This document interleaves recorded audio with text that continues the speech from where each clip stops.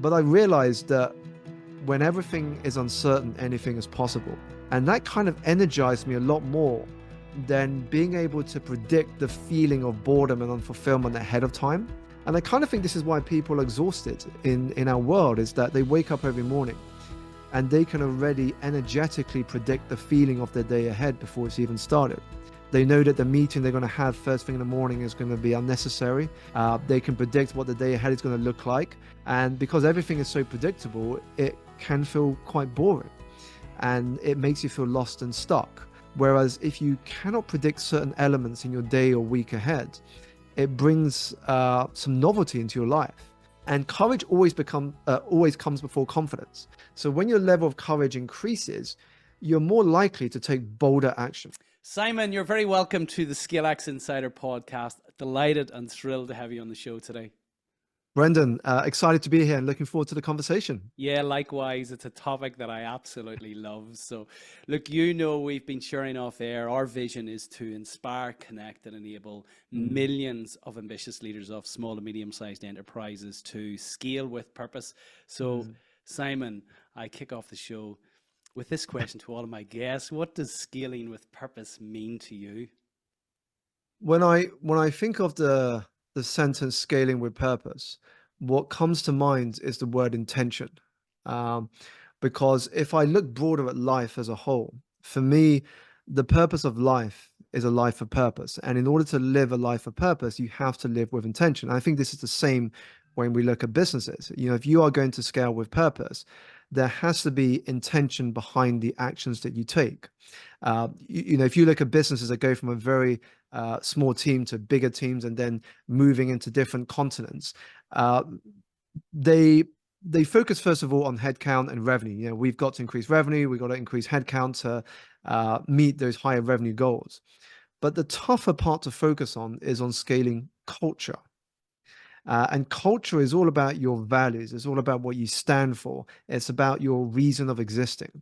So when you're scaling with purpose, you're not only scaling with intent, but you're scaling knowing that you want to keep the ethos of what you stand for, whether you're a 5-person company or a 500-person company. And that for me is all what scaling with purpose is about. Yeah, you spoke very directly to the 10th principle of our 10 principle ScaleX framework, which is positive growth culture, which ultimately holds the other 9 principles together, but presents the biggest challenge for many leaders in terms of moving from that small team to a medium-sized team to a much larger team and ensuring that actually the values are congruent right throughout the organization. You've built a remarkable career to date and continuing to build it. I've been following your journey for a little while now. For those who are not aware of your work, Simon, how did you arrive at the point where actually evangelizing about the importance of energy is now what you do on a daily basis? Sure. So first of all, I mean, what I do now wasn't the career I started in. Far from it. I grew up with this mistaken belief that success had to be defined by my job title. My parents were Malaysian Chinese, and so they were very much wedded to the idea that when I graduated, if I became a banker, a lawyer, a doctor, or an accountant, I would be successful in their eyes. And so my version of success was very much limited to a range of job titles which defined the actions I took. So when I went to university here in London, the London School of Economics, I then started my career in the financial services sector at what was probably the worst possible time. It was the middle of 2007, a year before the global financial crisis swept across the planet. And just to make things a little interesting, Brendan, the first company I started with was Lehman Brothers, which collapsed into administration 14 months after I joined. And even though I moved to another job after that, and I stayed in the industry for nearly 10 years, I couldn't hold a job down for more than about 2.5 years. And in hindsight, even though it was tough at the time, you know, when you go through redundancy or you find yourself resigning from a job because you just don't enjoy it, in hindsight, it was a blessing because I think it was the universe trying to tell me that I wasn't meant to be employed. And so the experience forced me to think about my future. The industry wasn't what it once was. Bankers who were admired before the crisis were now seen as evil. And you know, I wasn't particularly the person people wanted to spend time with at a dinner table. And so I went inward. I say in the book that the longest journey we make as humans are the inches from our heads to our hearts. And so I began making that journey. And I realized that I did not see my future in this industry.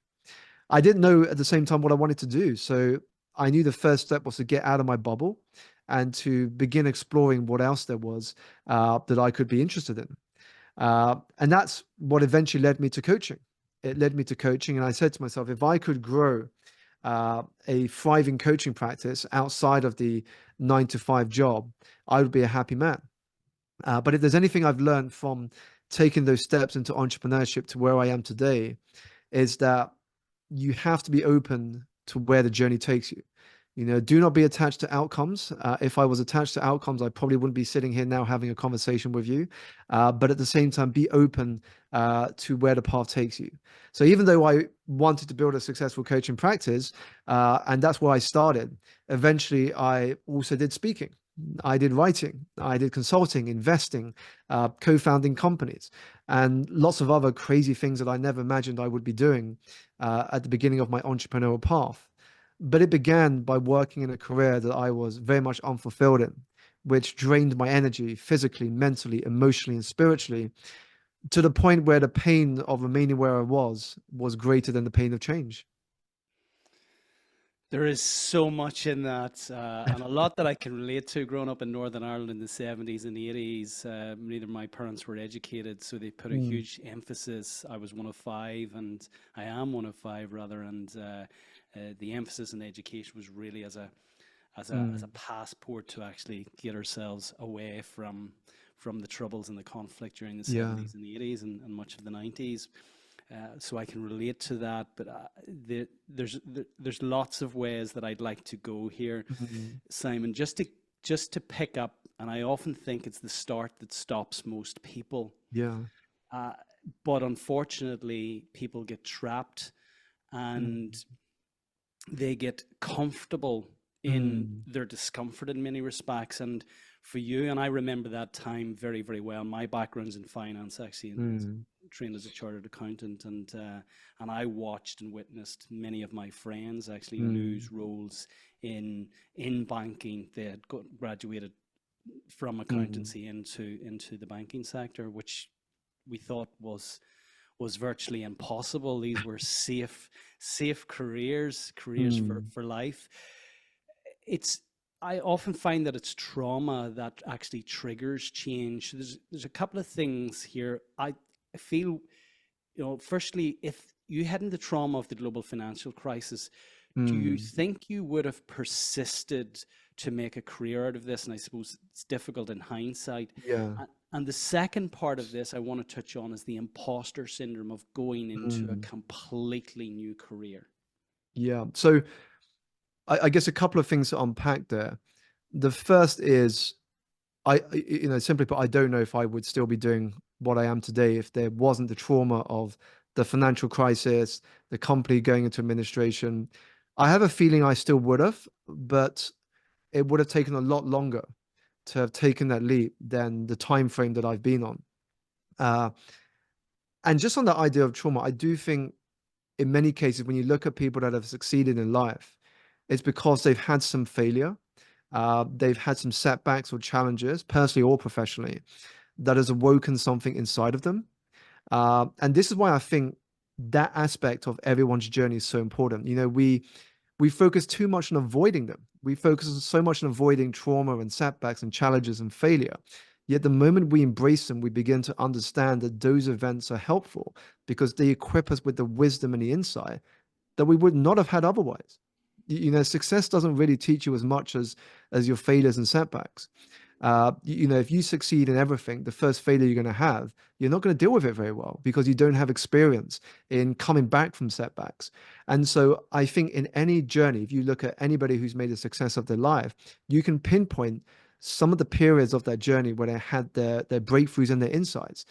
They typically followed moments where most people would have given up, or most people would have uh, gone further into their comfort zone. They went the other way. They went further into uncertainty. So I think that's one thing to think about when it comes to trauma and success. And And I think there's also the mental side of it. You know, if you go from one career to another, especially with the career change I made, I mean, it was two very different careers. And this is where it touches on your next question about imposter syndrome.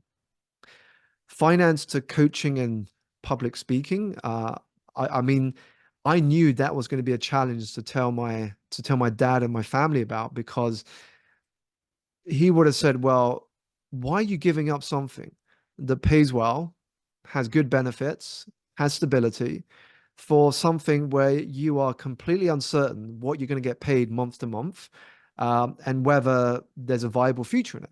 And yeah, to some extent, he's right. You know, I didn't know month to month what I would be paid. And the first couple of years was tough, as it is for anyone starting a business for the first time.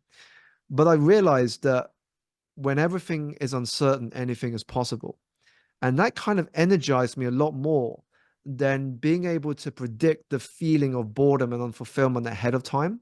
And I kind of think this is why people are exhausted in our world, is that they wake up every morning and they can already energetically predict the feeling of their day ahead before it's even started. They know that the meeting they're going to have first thing in the morning is going to be unnecessary. They can predict what the day ahead is going to look like.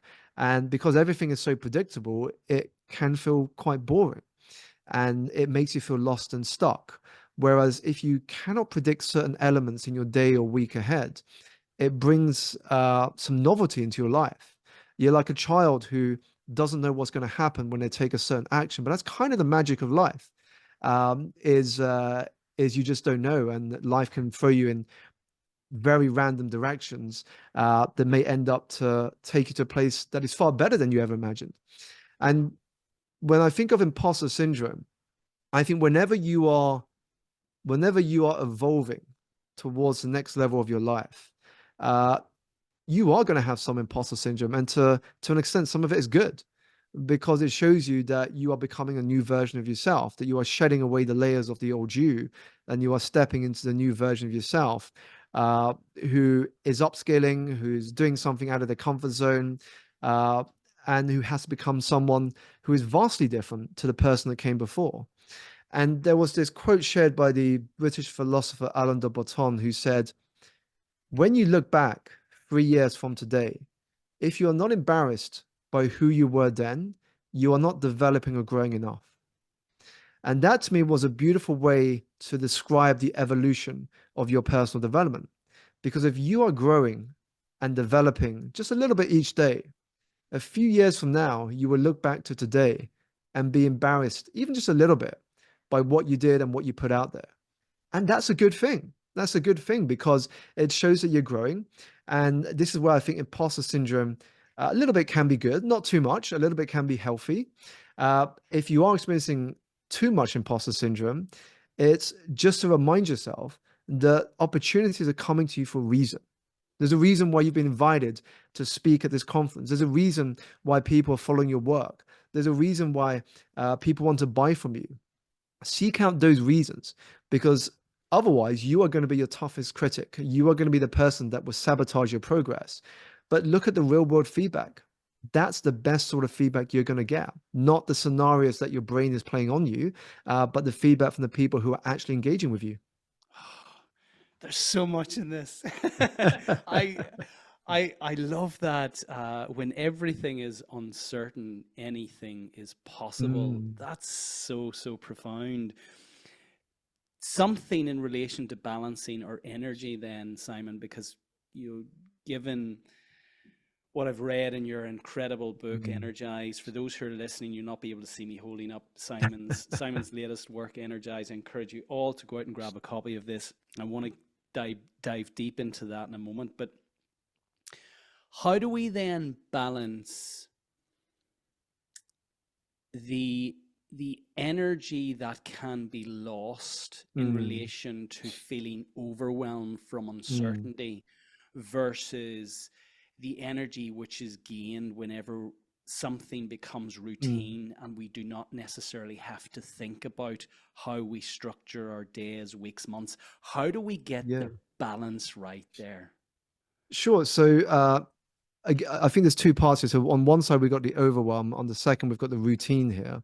So on the overwhelm, in order to feel more energized each day to do the things that actually matter, it comes down to reflecting and being aware of how much time you are spending on the things that are outside of your control and the things that are in your control.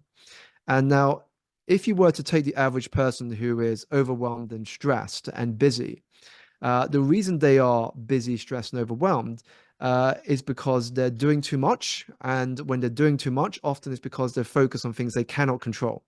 So it could be the economy, the company, politics, whether someone will buy from them or not. Will someone enjoy their service or not? And to an extent, a lot of this stuff is outside of our control. And if you focus too much on that, what happens is in your brain, you end up thinking about your thinking about your thinking. And you get so caught up in your head that either you take no action or you end up confiding into someone else all of your feelings in your head of what you can't control. And then you go down this negative spiral because then someone reaffirms that your negative thinking is great and you should be complaining, and they just feed that. And what happens is you end up taking no action and you just end up in this negative spiral and you're stuck. And then a few years down the line, you look back and say, well, those years went by pretty quick. It's easy for other people to get far in life, but the reality is this black and white world, which is quite depressing. And that's what tends to happen is if you focus too much on the things that are outside of your control, you're going to feel helpless. But if you start to focus your energy on the things that you can control, however small, and I guarantee you, there is always something small that is in your control, what happens is that you begin to feel empowered. You begin to feel empowered. And when you take one small action, you are more compelled to take another one and another one and another one. And what happens is this small compounding of action leads to momentum. That feeling of momentum then voices itself through the feeling of, I'm going places. I feel like I'm going places. Now, it's hard to quantify that, but you can probably relate to it. If you look in the past, there would have been moments where inside, there's a voice saying to you, we're going places. This could work. This is working. And when you start to get that feeling, what happens is your level of courage increases. And courage always comes before confidence. So when your level of courage increases, you're more likely to take bolder action. And when you take bolder action, you actually feed your confidence bank. You're more confident to go in again with more courage. And so this is why it's important to focus on the things that you can control, not the things you can't, so you don't fall into the trap of being overwhelmed. You don't fall into the trap of being busy and stressed. And then the other part of the question was on routines. Now, routines are important. John C. Maxwell said that the secret to success is to be found in your daily routine. But you have to question whether your current daily routine is serving you and is actually going to help you get closer to where you want to be. So here's a great question to reflect on. If you took your average day right now and you were to repeat it every day for the next 7 years, would you be closer to or further away from where you want to be? Now, if the answer is further away, then the follow-up question is, well, what must change? What must change in your daily routine to get you closer to where you want to be? Because it's the routines, the rituals, the standards, and the choices you make every single day that is moving you closer or moving you further away. You've got to know where you're heading towards, but it begins with the decisions you make today. Think big, yes, but start small and be consistent with those steps. As you mentioned, knowing the answer to that question is predicated on actually you answering the bigger question, which is, what is it that I actually want? What do I want my life to look like? What do I want my relationships to look like? What do I want my business to look like? What do I want my health to look like? Yeah. In your experience, how many leaders actually reflect on those questions and know the answers to those questions? Very few. Very few. And the reason is because we don't make time for it. Simply put, we don't make time for it. We get so caught up in the doing, fighting fires, meeting deadlines, thinking that only by doing will we be productive, that we don't give ourselves enough time to be, to reflect, and to visit some of those important questions. I know people who are very quick to say yes to a meeting invite that comes into their calendar, yes to that social event, or yes to that holiday that they've booked. But how quick are we at saying yes to me time? Time just for you, where you can disconnect, reset, rejuvenate, but also reflect on where you are in your journey, and where you actually want to be. I mean, this is something I had to do myself, Brendan. When I was going through the volatility in the job market in finance, I took a sheet of paper out, I sat down, and I answered a couple of questions, which I share. I think it's chapter 3 of the book. Questions such as, what does success mean to me? What sort of impact do I want to have in the world? And I think that only when we start to reflect on those questions can we start to have an understanding of the right choices and actions to take in the present moment. Because otherwise, you just don't have any reference point. You can take any action if you don't know where you want to be. Now, it's not to say you know the answer straight away. If you've never reflected on these questions, you're not going to know the answer immediately. You have to start somewhere, and you always have some vague idea of what that is, what success looks like to you, what sort of impact you want to have in the world. And this is a very personal exercise. But once you know, the challenge is to then start building your life around those answers. And the more action you take, the more of that map that begins to unravel in front of you. The map starts to show you the next step and the next step and the next step, but you've got to make that first one in order to know what that next step is. And as you do so, this is where you revisit those answers, because as you take more steps forward, you get more insights, you get more understanding, you get more ideas, and you can start to add layers and detail to the answers you first put on paper. Yeah. And whether you believe in the universe conspiring to support you or otherwise, what I've certainly found out is that the answers, your courage in taking that first step will be rewarded. And you may only be able to see, let's say arbitrarily, there's 10 steps in where you want to get to in the context of what you've defined success as, but you will only have force, or you will only have sight for 3 of those steps. The courage is rewarded in you taking the first one. I've certainly found that. And what has been challenging, because when both from finance backgrounds, we're conditioned not to take risk. We're conditioned immediately to evaluate what could go wrong when someone asks about a potential proposal. I know lots of finance professionals, and their instinctive answer will be, oh, but what about this, and what about this, and what about this, and that could go wrong. Something that you mention, it's a wonderful quote from Lao Tzu in the book. He who knows others is wise. He who knows himself is enlightened. And what you're describing, Simon, is the process that you went through, and you share this in the book. But why is knowing yourself important from an overall energy perspective? Sure. Knowing yourself is important because you cannot change what you're not aware of. You cannot change what you're not aware of. Personal development begins with personal awareness. So what I mean by this is, as you do deeper levels of introspection, you begin to understand the things that give you energy, the things that drain you of energy, the things you enjoy, the things you don't enjoy. And if you journal, and I think journal plays a big part in this, if you journal, what happens is you're able to make sense of your thinking. You're able to make sense of your thoughts. When you download them onto paper, you're able to explore them, and you get this profound insight of knowing that you are not your thoughts. You are merely the observer of them, and you at any given point can choose one thought over another. Now, when I appreciated this, I saw immediately that we live in the feeling of our thinking moment to moment to moment. Now, this is profound because we mistakenly believe that we all live in the same one reality, but that's not the truth. The truth is we live in customized realities. So when an event happens, you may see it as good, I may see it as bad. We interpret it very differently, but the event itself is neutral. An event is just an event. And so our brain is interpreting an experience based on our thinking. So once we know that, immediately it's powerful because we become both the sculptor and the sculptor. We, through the process of understanding the nature of thought, can change how we approach our reality.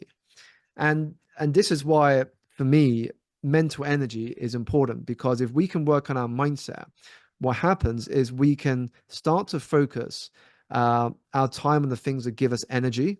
And when I think about energy, I see it through 4 dimensions: physical, mental, emotional, and spiritual. And so, with that level of awareness, with that level of introspection, we can see what are the areas that have to be addressed in order for us to show up as our best, for us to share our energy with others. Um, One of my favorite quotes from Maya Angelou, Brendan, is the one where she said, "People will forget what you did, people will forget what you said, but they will never forget the way you made them feel." And that feeling is all about a transference of energy. It's also why energy introduces you before you even speak. People feel it. The energy you put into your work, people feel it on the other side. It's like, what's the analogy that comes to my mind? It's like when you go back home to your parents or family and they cook up a welcome home meal for you. Now, you haven't gone to a restaurant, but when you taste that food, you can feel the love that has gone into that plate of food that you're experiencing. Whereas when you go to another place and you receive a plate of food done by someone who just has to do it because they have to, you feel that energy. There's a difference in the energy that has gone into that plate of food when it's done by your parents or your family when you've come home to visit, versus somebody who's doing it just because they have to do it.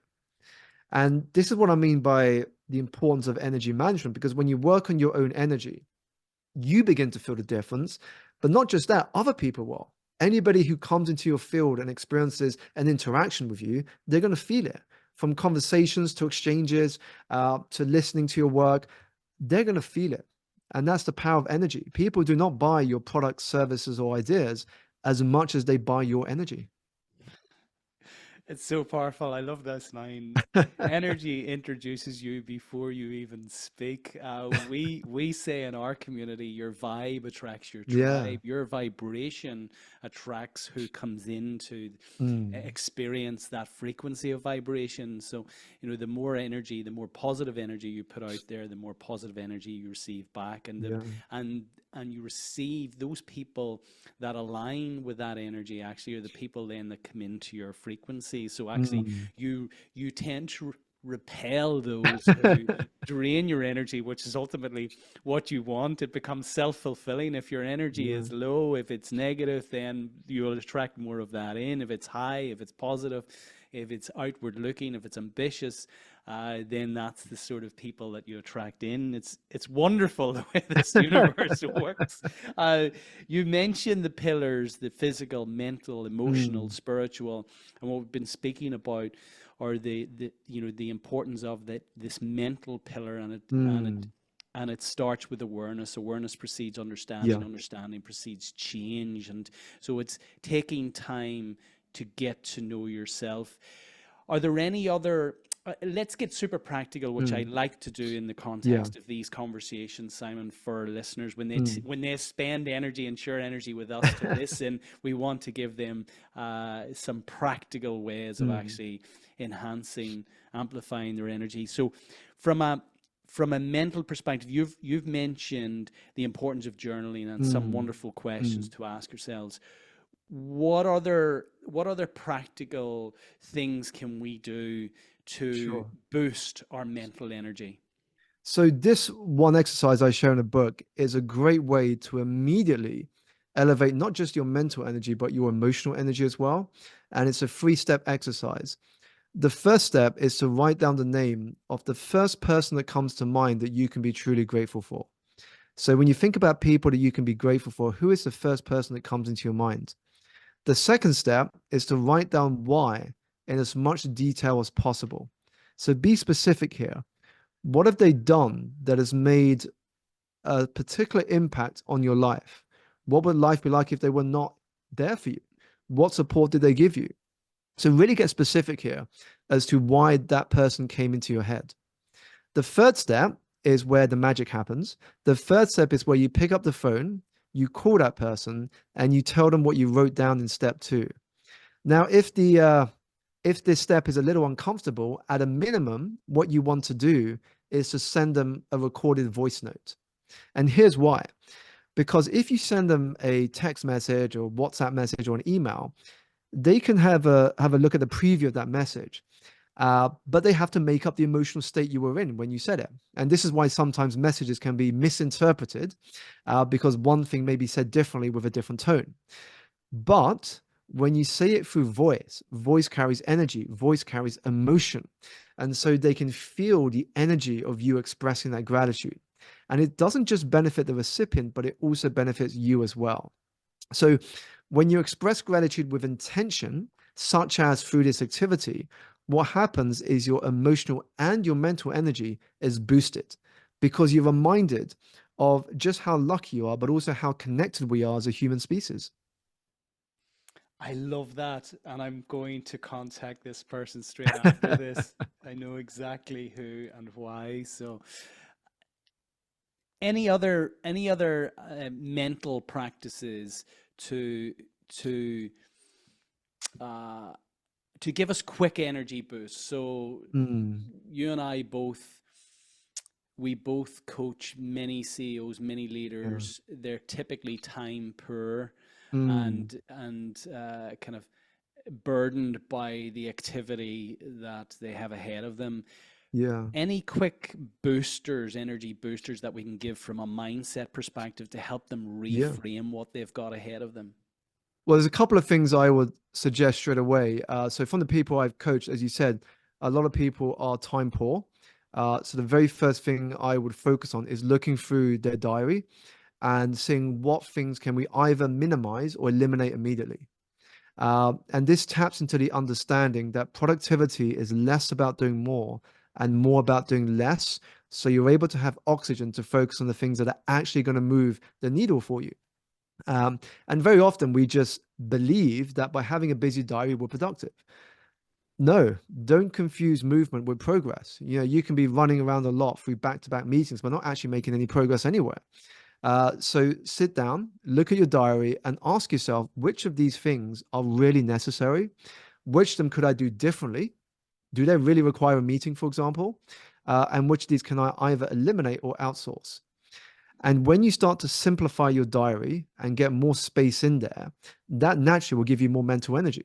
The reason you probably have low mental energy is because you just don't have the time to think. Because as soon as your day starts, you're into a meeting, and by the time you come out of all your meetings, it's the end of the day. So my first practical tip would be look at your diary, see what you can do less of or eliminate, and start to create more buffer space in your diary for you to manage your energy, because this is why energy management, not time management, is the key to productivity. Because time management assumes that your energy is constant throughout the day. And this is why you end up falling into the trap of booking back-to-back meetings. The reality is your energy is not constant throughout the day. Your energy ebbs and flows. So if you can start working with your body and not against it, and understand what periods of my day am I higher in energy and what periods of my day am I lower in energy, and start structuring your day around those insights, I think you're going to be far more productive. So that is the first thing when it comes to mental energy. The second is if you have to do, and in some cases I understand you can't avoid it, but if there's certain processes you have to do, and deep down you feel like it's a chore or it's not fun, but you still have to do it, reframe your experience of it by asking yourself this question: what would this look like if it were more fun? What would this look like if it were more fun? Because when something is fun and enjoyable, you're going to bring more energy to it. So you can always do something in a different way, but often we get so used to doing something in the same way we've always done it. And that's why it feels boring. That's why it feels like a chore. So ask yourself, what would this look like if this were more fun and enjoyable? So that's the second thing. And then the third is when it comes to mental energy in business, often we can view constraints as bad. Because of these constraints, I can't do this, or because of these constraints, I don't have the resources to get to that next level. I don't have the financial resources or the people behind me that can help me access those opportunities. I would say change your relationship with constraints and view constraints as a catalyst for creativity. So if you get faced with a constraint, how can you still get what you want, but through a novel approach? And I'll share a couple of examples just to stimulate your imagination on how you can think a little different and access your creative energy. So one is, uh, is recently actually with my daughter. So she went to a class close to where I live, and at the end of this session, the teacher walks around to these group of girls who are sitting on the floor in a circle, and she says to them before she goes round to each girl, I'm going to give you a box and feel free to pick out a colored egg. It's a shaker egg, it makes a sound that you can bring home and you can keep as a toy. And she says, but only take one. So that was their constraint. They could only take one egg. And so the teacher goes to each girl, and one by one, each girl only takes one egg. And then she comes to my daughter at the end of this circle. And she says to her, Sienna, it's now your turn. Remember, you can only take one egg. So Sienna smiles and she picks two eggs. And the teacher stops her, and the teacher says to my daughter, Sienna, you know you're only meant to take one egg. And then she looked up at the teacher and she said, but miss, I did only take one egg. The other egg is for my dad. And as we walked out of the room and I was holding my egg, she said to me, Dad, can I have the egg back now? And so she ended up with two eggs. And so the thing is here, do not always see constraints as bad. Try and see a novel way to get around the constraint. Even if we look at the English language, Ernest Hemingway, and I think this is a myth, I don't know how true it is, but he was challenged to write a 6-word story that could move an audience emotionally. Now, his challenge and his constraint was 6 words. For a lot of us, we would give up and say, well, how do I write a story in 6 words? Yet he accepted the challenge. And when presented with an audience, he sat there in front on a stool, pulled out a piece of paper, and he said the following 6 words. For sale, baby shoes never worn. And immediately the audience was moved. Now that tells us a few things. One, again, constraints can breed creativity. But second, sometimes less is more. That is so, so powerful. Your your wonderful story about Sienna brings me to an incredible insight in your book when you talk about how children behave. Let me just read this back to you. Look at how children behave, and you will notice how flow is very much our natural state of being. Their minds are focused on the now, like a sponge that has a thirst for learning and equipped with an imagination that is energized by possibilities over limitations. Their minds are free of energetic blocks. When told that this is just the way things are, their minds ask, why? And when told that they can't do something, their minds ask, why not? And I read that and I reflected and I thought, when was the last time that I came across an obstacle? And I thought that someone had said something to me which maybe impeded what I was trying to do. And I simply asked the question, why not? Why do you think it is, Simon? Because I feel this is endemic. What that people stop asking that question, why not? I think a lot of it has to do with conditioning and the influence that society has on our mindset. So, it's hard to visualize this, but I'll share an exercise I did recently at a workshop. So I was in Northern Ireland, Belfast, just last week, actually. And I did this exercise with the audience. And it was a 4-part exercise. And they had to draw this diagram and split it into 4 sections. And there were 4 questions. And I built up the difficulty. But because I'd conditioned them within the first 3 questions that this was going to be increasing in hardness, by the time we got to the 4th question, which actually was the easiest question, by the way, nobody got it. But the 4th question was the easiest visually. I mean, it's hard to describe here, but the 4th question I asked them was the easiest to get, which was to divide this square into 7 equal segments. And nobody got it, even though it's the easiest question of the lot. And then when I showed them the answer, everybody was laughing in the audience. And I said, do you see what I just did here? In the first 3 questions, which I increased in hardness, you assumed, because of my conditioning, that the 4th question must be even harder than the 3rd question. So even though the answer was staring right at you, because it's the easiest question out of the 4, you were conditioned by the way I had structured the exercise to believe that the 4th question was impossible. And thereby all of you gave up. All of you gave up immediately because you saw the 4th question as impossible. But once I showed you the answer, all of you went, because it was staring right at you in the face. And so I think this this is what happens. And this is why we lose our creativity, is because we get easily conditioned as to what is easy and what is hard. Again, easy and hard are subjective. What's hard to one person is easy for someone else. And when somebody challenges me by saying, but Simon, I'm not a creative, I say to them, you do know that creativity isn't just in the domain of someone being a painter or a designer. Every one of us are born creative.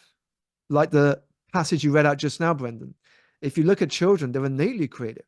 They're always figuring out things to do. If they're bored, they figure out something to play. They'll come up with a game.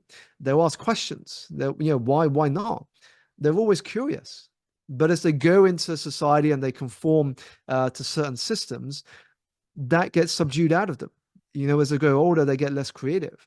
And so I think our job, and probably the job of schools and employers, is to make sure we don't lose that creativity, because that ability to think creatively, to think different, is going to be even more of a premium as we move into a world where artificial intelligence is taking over more and more functional skills.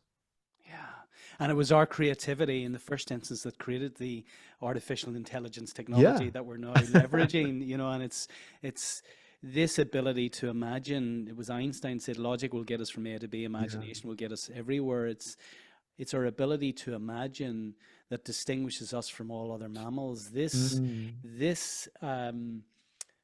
awareness that you mentioned earlier, you're both the sculptor, the sculpture and the sculptor, which is really exciting, quite liberating in the context that, back to something again you said earlier, Simon, if we just believe that, well, the circumstances are as they are, and I was born a victim of these, and someone else was born lucky in their circumstances, and that's just the hand we're dealt with, then the life that we live will be very, very different. Whereas if we actually take agency over the possibility, it becomes incredibly exciting and quite liberating, which is what our children do. They see it just as this blank canvas, which is phenomenal.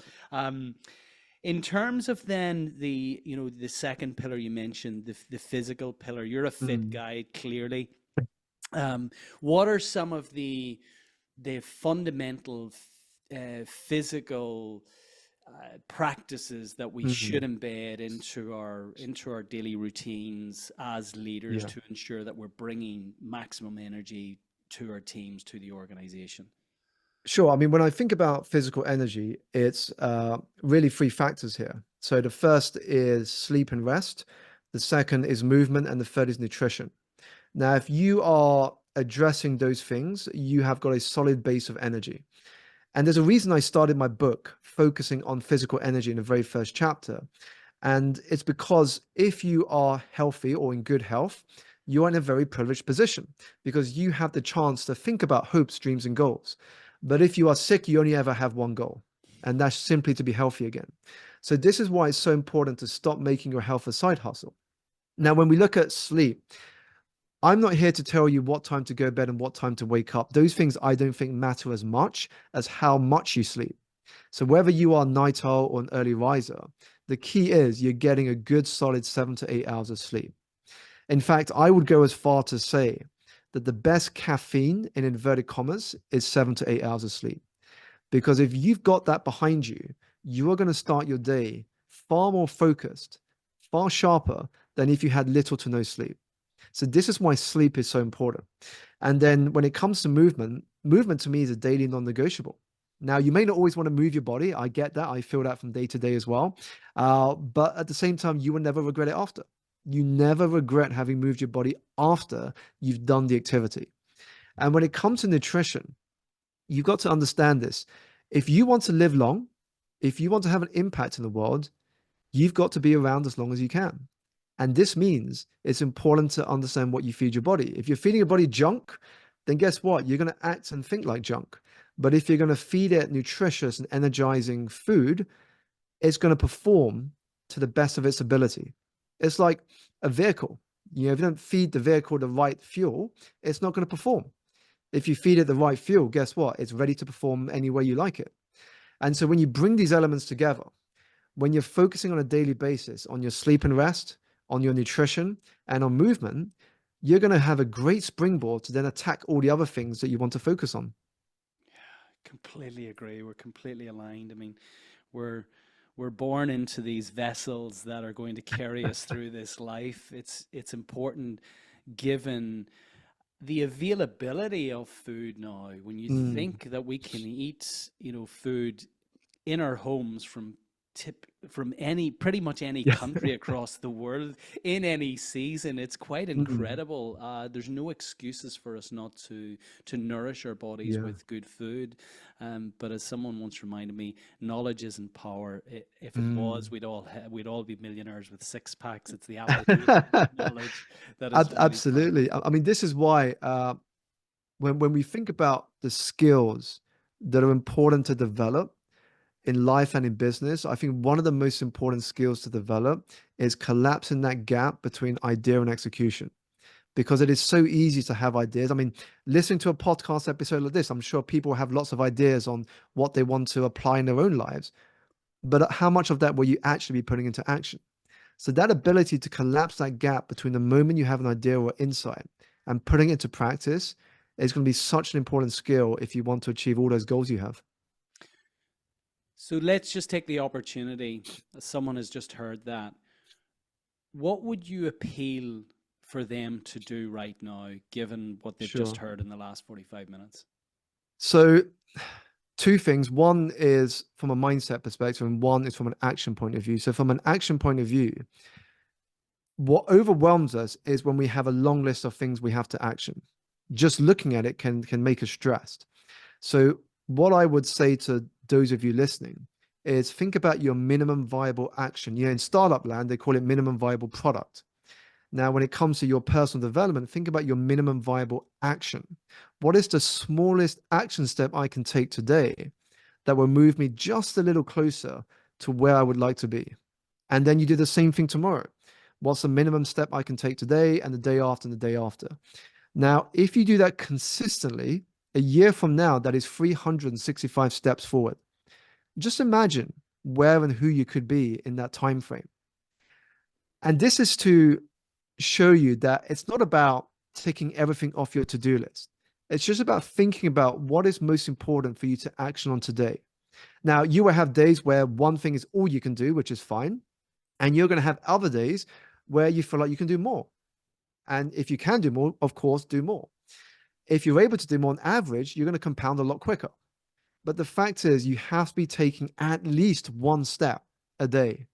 And you can take one step. One step is easy for any of us to do. And this is why it's called a minimum viable action. What's the minimum viable action you can take today to just move you one step closer? And then on the mindset side of it, because of course you need to have the right frame of mind to put that into action, is when you approach the choices and decisions you have to make each day, approach it not from your past self, but approach it from your future self. So a lot of us, where we go wrong is we're approaching our day from our past experiences and our past teachings, which means we can sabotage our progress because the person that is speaking to us is the person based on our past experience. So we might get thoughts coming up to our head saying, oh, but that's never worked before, or but we've never seen it happen. And so that past experience can draw you back and keep you in your default future. Now, if you want to change that, you have to operate from your future self. And here's how it works in practice. When you look forward to the future version of you, and that may be 10, 15, 20 years ahead, connect with that at an emotional level as powerfully as you can. What is he or she doing at that point in time? How are they behaving? How are they acting? Why are people looking up to them? Now, really connect with that person, step into that person, that future you, and then time travel back to today, and then make those choices and decisions from that future self. Now, if you do this right, what happens is you quickly realize that you never have a dilemma. So if that future version of me is acting like an athlete, they're living long and healthy. Now, if I project that person back to today and I'm going to do my weekly shot, I guarantee you, I don't have to think about which aisle I'm going to push that trolley into. That decision is already made. So combine the two, the mindset of your future self with the minimum viable action, and you're going to find it more effortless to put it into motion. Oh, that's so powerful. I'm glad I prompted that. You, so we've spoke to the first two pillars, the mental Mm. pillar, the physical pillar. We've referenced the emotional Emotional. pillar. Yeah. Any other practices? And for for people who are maybe hearing this for the first time, emotional pillar Mm. to kind of undergird good energy. What do you mean by that? Sure. So emotional energy can come under the terms emotional intelligence or emotional resilience. But at its core, what it means is it's about your relationship with yourself and others. So emotional energy is how do you relate to yourself and how do you relate to other people? So are you being kind and compassionate to you because you are the person that you are going to speak to the most in your lifetime? And how healthy is the relationship you have with your loved ones, your colleagues, and your friends? Now, when it comes to emotional energy, the older you get, the harder it becomes to make friends. And that's because we haven't really worked on our emotional energy. And so we find it hard to have conversations. We find it hard to open up to people when, in fact, that is the very thing that is required in order to create healthy connections. As I often say in the work I do, vulnerability is the path to connection. If you can be vulnerable with someone, what happens is they're able to connect with you at a deeper level. That's how deep friendships are formed. When people start a relationship, they go through this phase called the honeymoon period, where you want to spend all the hours in the day with the person you really like, and you're really getting to know them, and you're both sharing your vulnerabilities. You're talking about your hopes, your dreams, your challenges, your childhood, your family upbringing. And then it gets to a point where you start arguing about the most simpler things, such as who's going to take out the trash. And you just don't have time to talk about all those deep, vulnerable topics. And this is why it's important to work on our relationships as much as the other stuff. Otherwise, you get so busy with the doing of your personal and business goals that you let your relationship slide. And that's an important piece, emotional energy, especially the older you get, because when you get to a point of your life where you can't do as much as you used to do, community starts to play a greater role in your day-to-day life. Who are the people that you can have conversations with? Who are the people that you can share your worries with? Who are the people that you can ask for support? That community is all connected to emotional energy. And then that final one, just to touch on it briefly, is spiritual energy. Spiritual energy is all about meaning and purpose. Are you doing the work that makes you feel alive? Uh, because if you look at people around you, it could be your colleagues, it could be people in your friendship circle. Guaranteed, a lot of them will be exhausted and tired, not because they are physically doing too much, but one, they are doing too little of the things that bring them joy. And number two, they are often running someone else's race. But when you're doing something that brings you joy, when you're doing something that makes your talents, your gifts, and your potential come to life, you become high on spiritual energy and you increase the chances that you go into more periods of flow because you're doing something that just, gives you meaning, that gives you purpose. Uh, and you can't replicate that energy. When you're doing something that truly makes you come to life, you unlock a superpower. So what I'm hearing is if you do not answer that first question which is what is it that I really want? What Mm, is my big vision for the future? If I do not have a vision for my future, then I become a puppet to somebody else's vision. You're either aligned to your own and doing work that is both congruent with your mm, purpose in terms of understanding why you do what you do, and it is then the vision that you have is mm, anchored in that strong purpose. It becomes your vision, and so ultimately the actions that you take are congruent with both your purpose, mm. which is the spiritual piece, work that has actually got meaning. And Yeah. what what we're saying here is that it doesn't have to be change the world kind of meaning. No. It's not about going out and kind of abandoning your work and setting up Yeah. a charity for, Mm, for orphans in Africa mm. today. It's about finding meaning in what you're currently doing. Can you Yeah. speak to that, Simon, in terms of how we reframe? Maybe there's people listening to this and they're challenged with finding meaning. Mm. what have you what have you discovered in it? The author of the wonderful book Start With Why provided a blurb for yours on the very front cover of your book. So what are some of the questions, back to awareness again, I feel, that we can ask ourselves to discern, to discover meaning in the work that we're doing? Yeah. I think the first question goes back to one I mentioned earlier, which is, what does success mean to you? Because that ties very closely with your vision. You know, for some people, success is being a great husband or wife, father or mother. For others, it's earning a lot of money, having a house and car. For other people, it's about giving back to society, and giving the money away in a way that is going to enrich the lives of others. Now, there's no right or wrong. It's just important to know what is your version of success, because when you get to the end of your life, you want to make sure you haven't lived a life for others, but you've lived a life for yourself. You can look back, smile, and be happy that you did life the way you wanted to do it. So that's the first question. And then the second thing is to ask yourself, how will I know that I am expressing my potential and talent in the right way? How will I know that? And again, this is a very subjective question. And a lot of times this will be qualitative, not quantitative. So for me, when I ask myself that question, how will I know that I'm doing something fulfilling, that I'm doing something that allows me to express my talents? For me, it was all about that energy. You know, the fact that I just feel pulled up every morning, excited by the smell of possibilities, and just excited about what every day and week will bring.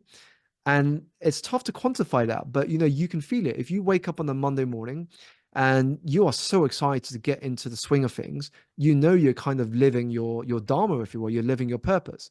But if you wake up in the morning and you have a physical tension in your stomach that's creating stress, then that's probably telling you that you're not doing something that's making you feel alive or express your potential. So ask yourself, how will you know that you are expressing your potential and your talent with the world?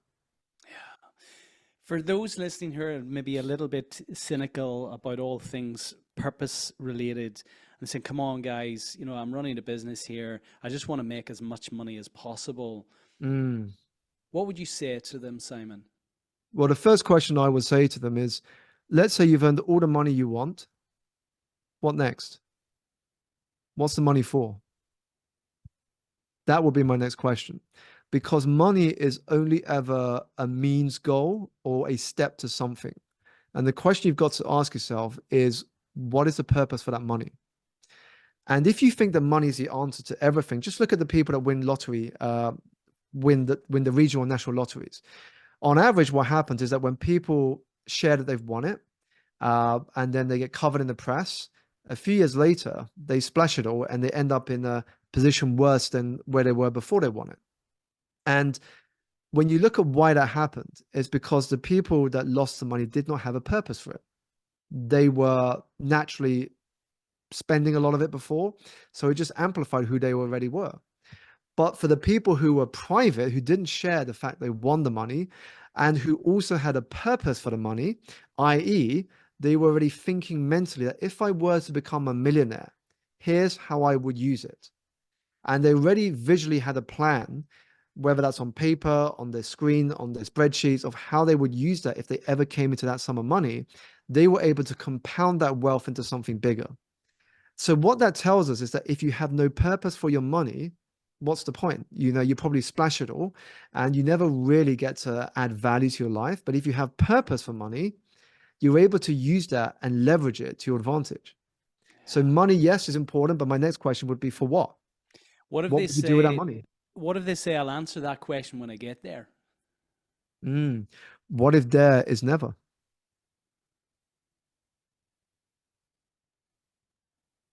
The issue is, when I say to people, is that if you are putting off your emotional well-being for an event that may or may not happen, what does that mean you are now? Anxious, depressed, frustrated, living as if you're never going to die and then dying having never really lived? Would that be the sort of life you want? I would really go deeper into that with someone, because that is a scenario too many of us fall into. We wait until we get there. There could be when I get that sum of money, when I get that promotion, when I get that breakthrough. Now, you can't predict that time frame. You can't predict when that will arrive. If you're keeping your feelings hostage for an event outside of your control, you're never going to live in the moment. You're never going to be here. And if there's anything my child has taught me is that people do not want your time as much as they want your energy and presence. You know, you can spend time with your loved ones, children, family, partner, but if your mind is always elsewhere, then they never really have you. And that's what people really want. Completely agree. So before we move into the close, in the context of your life, daily, weekly, monthly, quarterly, annually, you know, what are some of now, given what you now know, given the level of introspection Yeah.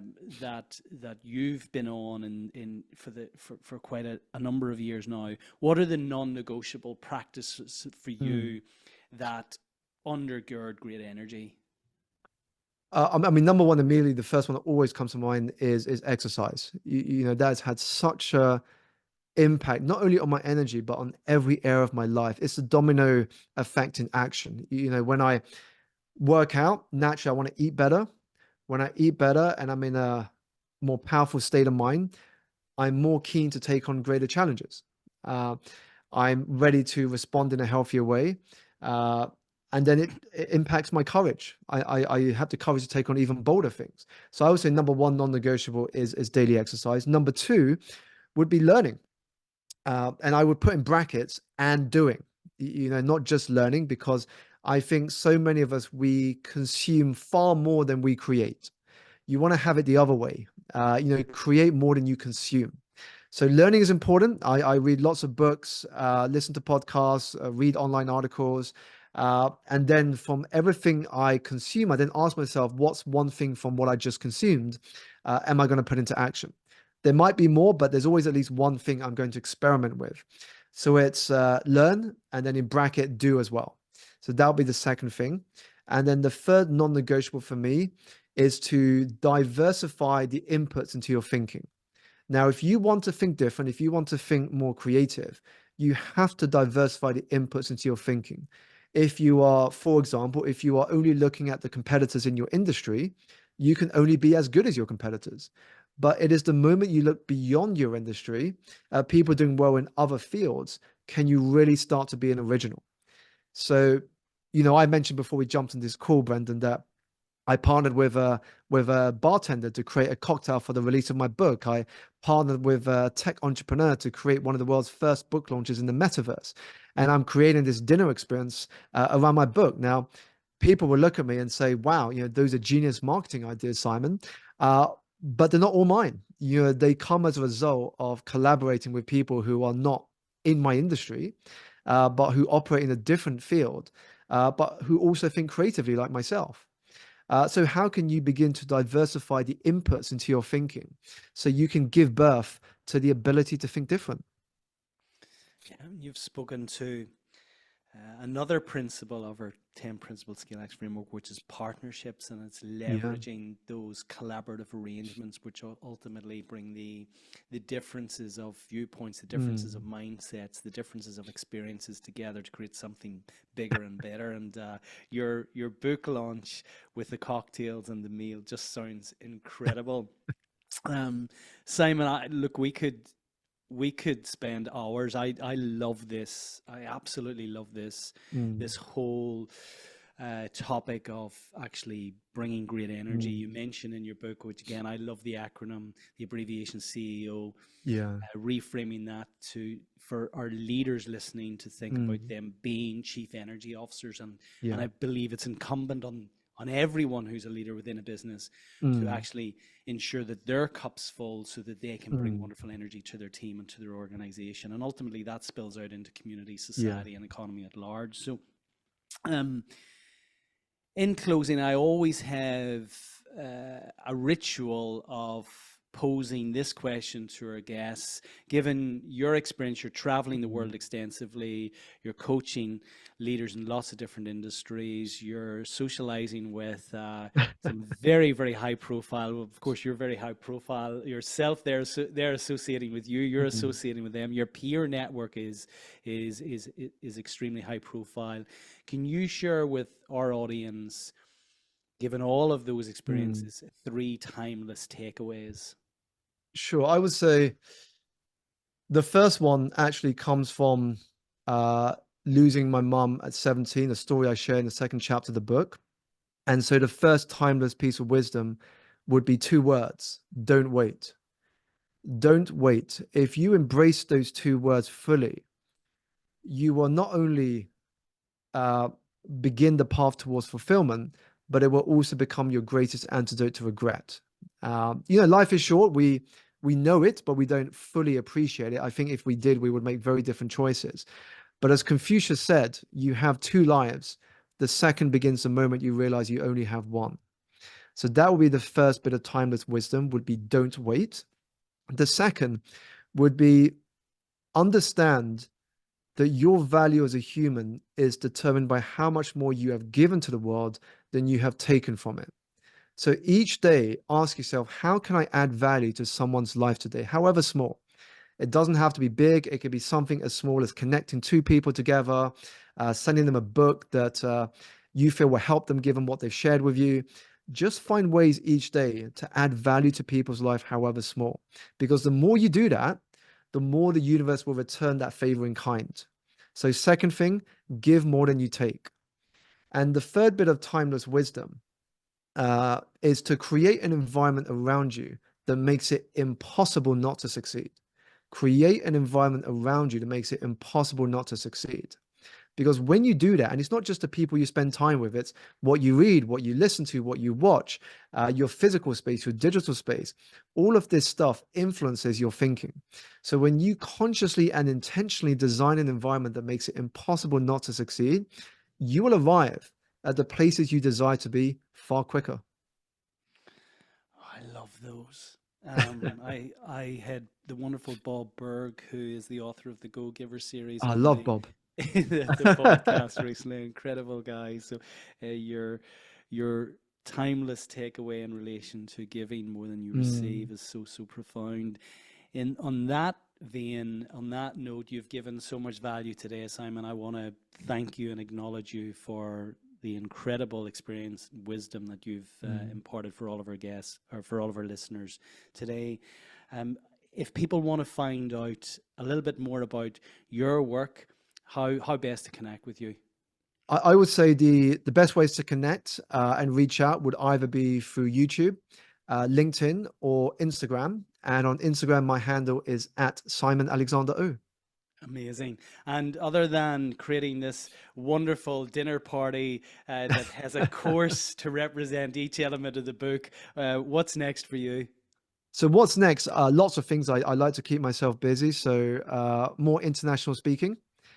So I enjoy speaking to new audiences, connecting with different cultures, brainstorming a second book. So that's going to be in the works in the background. And I'm interested in doing something on TV or film. So just exploring that avenue as well, to see what that would look like through the medium of television. Amazing. Well, look, once again, I want to thank you for giving so much value again today, for your wisdom, for your humility in terms of your delivery, and of course for bringing such a wonderful energy. You walk your talk, my friend. So thank you so much. I wish you every success in everything you're doing, Simon. I look forward to staying in touch. Take care. Brendan, thank you so much for having me on.